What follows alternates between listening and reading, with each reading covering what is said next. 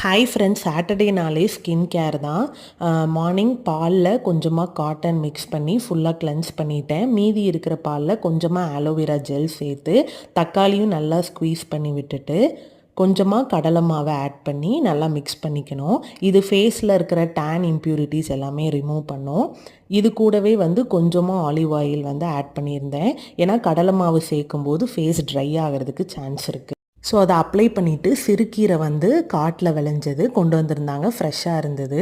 அதுவும் பாசிப்பருப்பும் போட்டு கடையல் மாதிரி பண்ணியிருந்தோம். அதுக்கப்புறம் வெண்பூசணி இருந்தது, அதை நல்லா வேக வச்சுக்கணும். வெங்காயம், வரமிளகா, கருவேப்பிலை போட்டு தாளித்து வெண்பூசணியும் கலந்து விட்டு அடுப்பை ஆஃப் பண்ணிடணும்.